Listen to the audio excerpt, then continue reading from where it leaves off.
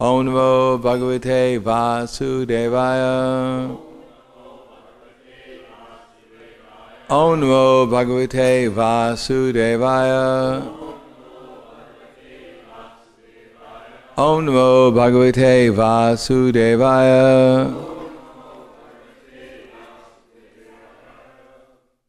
So reading from the Srimad Bhagavatam, Canto 8, Chapter 22, Bali Maharaj surrenders his life, text number 4. Pumsam slagyatamam manye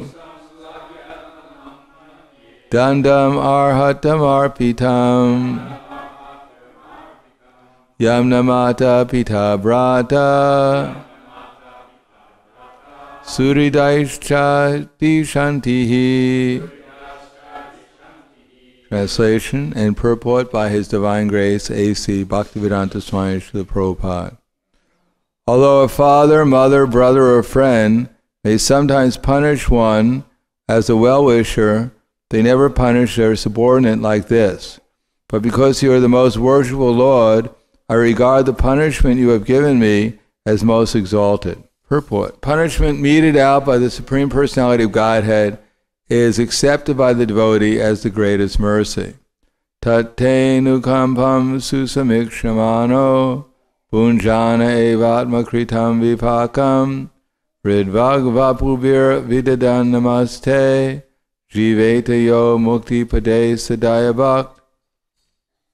One who seeks your compassion and thus tolerates all kinds of adverse conditions due to the karma of his past deeds, who engages always in your devotional service with his mind, words, and body, and who always offers obeisances to you, is certainly a bona fide candidate for liberation. The Bhagavatam 10:14-8. A devotee knows that so-called punishment by the Supreme Personality of Godhead is only his favor to correct his devotee and bring him to the right path. Therefore, the punishment awarded by the Supreme Personality of Godhead cannot be compared to even the greatest benefit awarded by one's material father, mother, brother, or friend.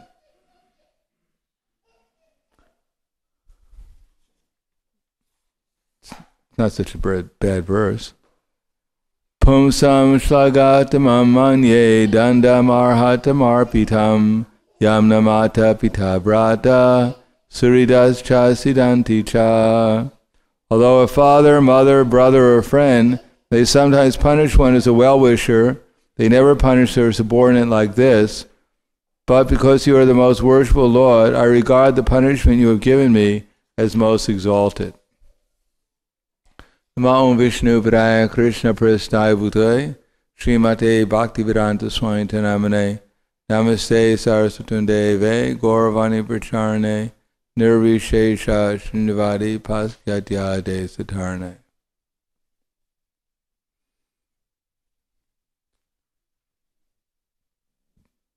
In this verse it goes over what is the difference between reward and punishment. That in the material world, people are looking for material gain, and they think that when they get material gain, then they've actually achieved something valuable. And when something is taken away from them, then they feel that they've lost something. But this is all due to illusion. But illusion is very common in the material world, therefore we accept it as more or less reality. But the Bhagavatam and all the Vedic literature is based upon the underlying principle of the eternality of the soul and the temporality of matter. That whatever we get in the material world, since it's temporary, it can't actually be in the ultimate sense reality. Just like if we were given $100 billion to spend, but we can only spend it in 100 billionth of a second, it would not be considered a very great gain. But 100 billionth of a second compared to 100 years compared to eternity, 100 years compared to eternity is not even the experience of 100 billionth of a second of our lifetime. In other words, time is quite relative. 100 years has no real significance in eternity, just as 100 billionth of a second has no relevance to our present lifetime. But 100 billionth of a second is a much greater duration of life than 100 years compared to eternity. Therefore, our lifetime is completely insignificant, and whatever we can gain here has even less significance. Because, very shortly, within a moment, Brahma, everything will be lost anyhow. So therefore, to receive something and consider it a great gain is certainly an illusion. And to lose something and think that it's a great loss is certainly an illusion, because at the end we lose everything we've gained. And however much we had to hanker, or we were hankering for some gain, how much distress we went through to achieve it, when we finally got it, we may have been happy, but since we have to lose it very shortly, we'll equally, if not more, lament over its loss. Therefore, this endeavor and this loss, the endeavor for gain and the lamentation over loss, are certainly just different phases of ignorance. Therefore, Krishna says, Naprarishat priyam prapya, no dvijat chapyipcha priyam, stira buddhira samudo, brahmavid brahmanistitaha. And one who doesn't lament when he doesn't rejoice, when he attains something pleasant, nor laments when he attains something unpleasant, who is self-intelligent, unbewildered, and who knows the science of God, is said to be fixed in transcendence. Krishna doesn't stop there. Simply don't rejoice when you get something, and don't lament when you lose something. He says, Bayas parsheva saktatma, vindat yatmini yatsukam, tatsukam, so brahma yoga yuktatma, sukam akshayam ashnute. That Bayas parshe, that one who's actually situated in trance, he's not attracted to external sense objects or sense gratification, but is always in trance, enjoying the pleasure from within. And this way, the self-realized soul enjoys unlimited happiness because he concentrates on the Supreme. In other words, simply by trying to become aloof from the material energy will not be very productive, because we ourselves, we want something positive. And although the material energy is certainly illusory, but it's a little bit more interesting than doing absolutely nothing. Although for a self-realized person, doing nothing is probably a better alternative than simply being absorbed in an unlimited illusion, which is simply causing unlimited suffering. But still, the positive aspect is to concentrate on the Supreme, because what we're looking for is permanent happiness, and therefore if the Supreme actually provides permanent happiness, why not accept the Supreme? Because that's ultimately what we're looking for. But the Supreme, in order to encourage us to obtain that happiness, is also trying to encourage us to give up the negative. Therefore it says, Tate nukampam su samikshamano. So su means nicely. Actually, su means good. And sama means completely. So when we see things completely in the right way, that's called su sama. And iksha means to see. And mano, so the mind. So we have here two words, the mind, and iksha means intelligence. We see with our intelligence. So when our mind and our intelligence are situated in the right place, su, and completely situated in the right place, then we no longer are disturbed by the dualities of material existence. Because we know that nothing is happening by accident. It's all happening due to the arrangement of the Supreme Personality of Godhead, and He has some plan to help us. He's not doing things just to punish the living entities. Not that the living entities left Krishna, and now Krishna has some grudge against the living entities, and therefore He's punishing them, just to make Himself feel good. You don't like me, I don't like you. Take this, whack.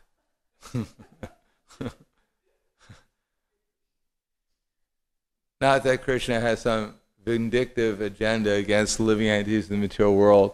Therefore, he's arranged the material energy to cause them to suffer, burn in hell forever, and him and all the angels sit around just enjoying. Yeah, I remember that one. He said something bad about me. Look at him burn. Doesn't that make you feel good?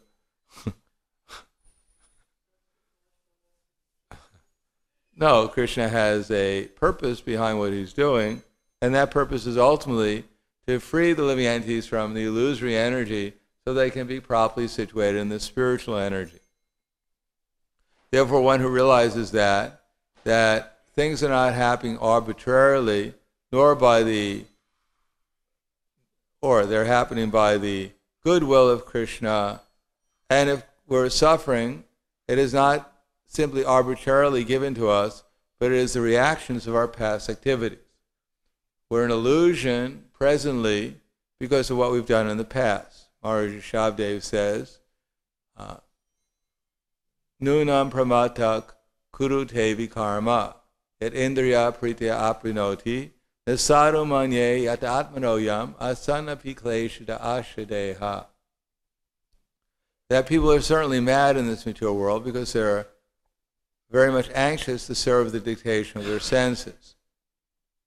But an intelligent person, he doesn't do such things, because if one does it, he has to get the reactions for it, both in this life and the next, and therefore take another body. Therefore, whatever body we got was not given to us arbitrarily, but it was given to us according to our past activities. And whatever covering we have, whatever reality we're experiencing, whatever reality, due to the composition, the modes we're situated under, we're forced to experience, that's due to what we've done in the past. We can't change the body that we're in, other than we can tolerate what the body is demanding of us to some extent and engage the body in something positive, namely Krishna consciousness. We can't change a Rolls Royce, or we can't change a Volkswagen into a Rolls Royce, but we can drive the Rolls Royce or the Volkswagen with great care and attention, and therefore avoid any kind of difficulties and hopefully achieve something positive.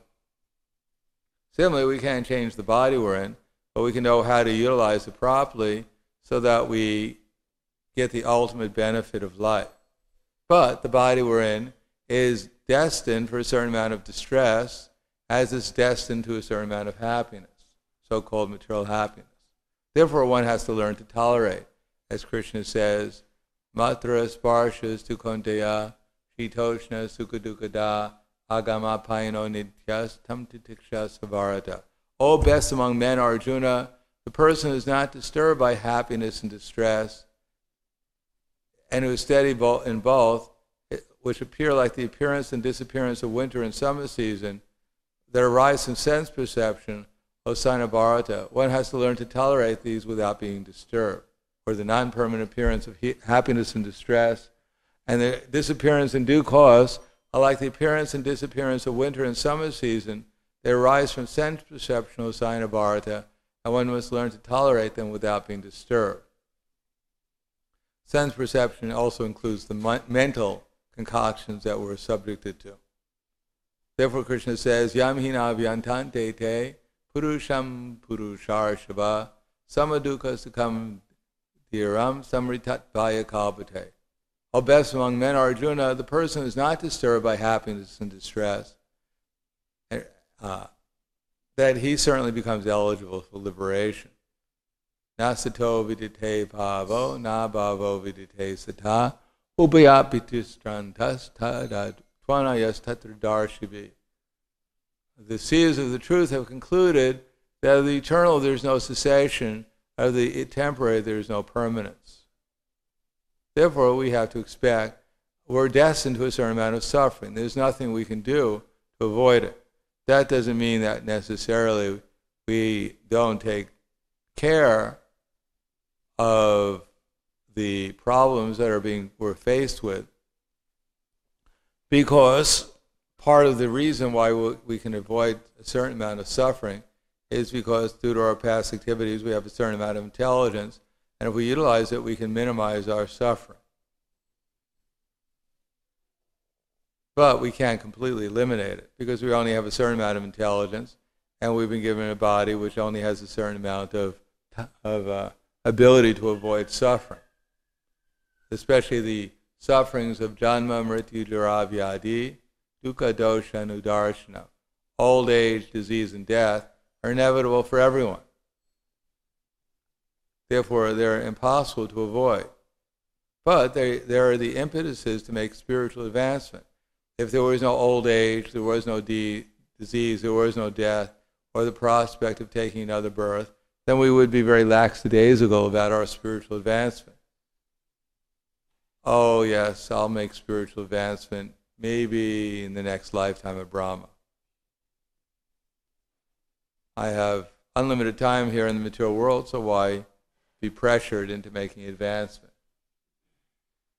But when we think we only have a few years left, then we may become serious. We may not become serious, but at least if we are intelligent enough, we can understand that this is a time to become serious. Krishna tvidiya parapankaja panjarandam adyaiva me vishutu manasaraja hangsa. King Kulashekhar prays that let my mind enter into the stem of your lotus-like feet.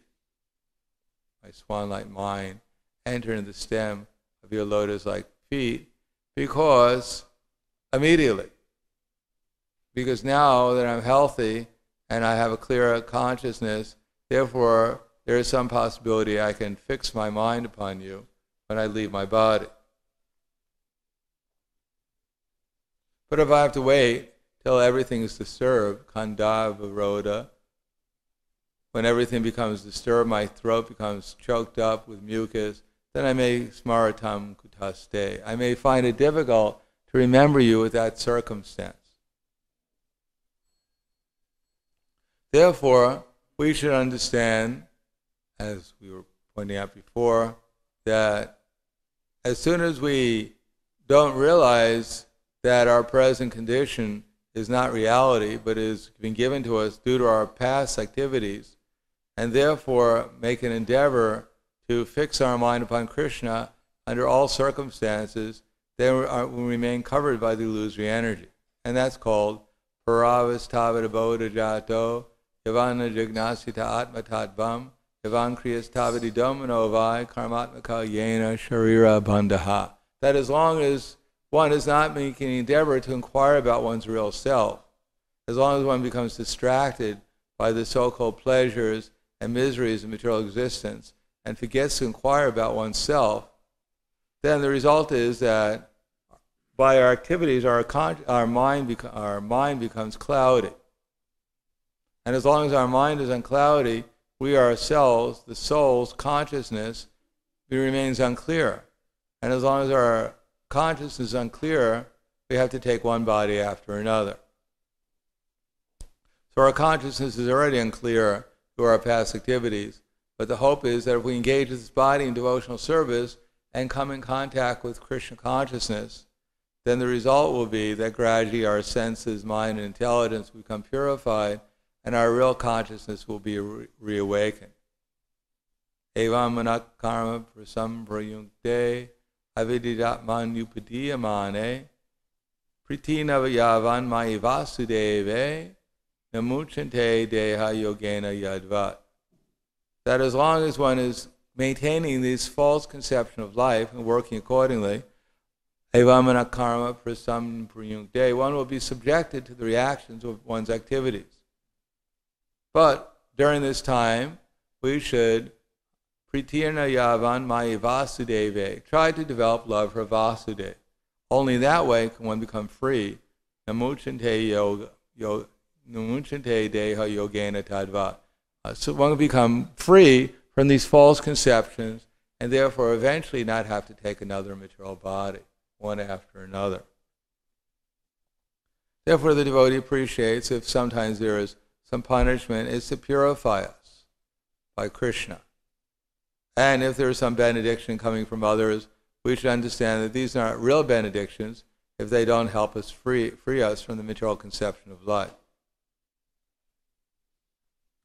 Simply whatever we're getting or whatever is being taken away from us is all due to our past activities, and one should learn to tolerate these things and instead go on steadily with one's devotional service and try to become Krishna conscious. So we'll stop there. Thank you. Any questions? Yes. Well, we should become aware of things as they really are. Therefore, we need knowledge. So I don't know exactly what you're talking about as good or bad, but we should see things from the point of view of Krishna consciousness. That in the spiritual world, things are not impersonal. When Krishna is glorified, that's ultimately good, or Krishna's devotees are glorified, that's good.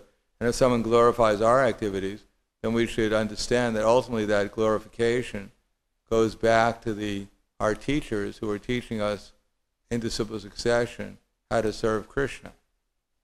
Therefore, we can appreciate when someone glorifies our activities, the actual glory goes back to Krishna and his devotees. So not that we should be impersonal and whatever someone does, we become indifferent. Krishna's doing it all anyhow and he's so powerful. What's the difference? Doesn't matter what you do. No, we should appreciate the devotees' activities, and if someone glorifies us, we should appreciate that they're glorifying us. Because otherwise, how do you become a devotee? If everything's the same and everything is one and we don't appreciate anyone, then where is there any question of scope of developing devotion? So but we should see things properly. That whatever we're able to do in devotional service, we should give the credit to Krishna. Whatever anyone else is able to do, we should understand is also part of Krishna's glories. And if something bad happens, then we should understand, in the real sense of bad, it's because it might cause us unwillingness to serve Krishna to some extent. And therefore I should try to rectify myself. Not that it's all good and it doesn't really matter. If something's bad, it was all Krishna doing it anyhow, so what does it have to do with me? No, it has to do with me. If it's actually bad, if I disturb someone unnecessarily, then that's due to my nonsense. I shouldn't say it was Krishna did it. He used me as an instrument to disturb them. Therefore, it was part of my service to make sure they get disturbed. We should understand that Krishna doesn't want to disturb anyone, and if he does, then let someone else do it, unless it's my duty to disturb. But that should be very clear. Yes. This is in pursuance to the 2012 controversy that's all over everywhere. Sorry, I don't know anything about it yet. Well, the Aztec calendar ends on 2012, and so the story is that everyone is convinced that the world is coming to an end. There's going to be Armageddon. Now, one devotee the other day was saying that, well, they're creating their Armageddon by this kind of meditation. And I was wondering if you could have a comment on that. They're not so powerful. They can't do very much. I'm sorry. I didn't hear. They're not very powerful. They're just another fantasy. Yes. In the Bhagavatam, that if a person has a beautiful wife, then this would be a problem because other men would be attracted to her also. And then there's another place I read that a beautiful wife is an enemy to the family. And then in Chaitanya Charitamrita, I read Lord Chaitanya was saying that he doesn't want anything, has no desire for a beautiful wife. So what is this beautiful wife that keeps on getting all this discrimination? What does that have to do with the class? I don't really wanted to get into discussions on beautiful ladies. No, You can save that for another class. I know, but you can save that for another class when it's more appropriate. Okay, thank you very much. Grantaraj Srimad Bhagavatam Ki Jai. Srila Prabhupada Ki Jai. Gaur Premanande.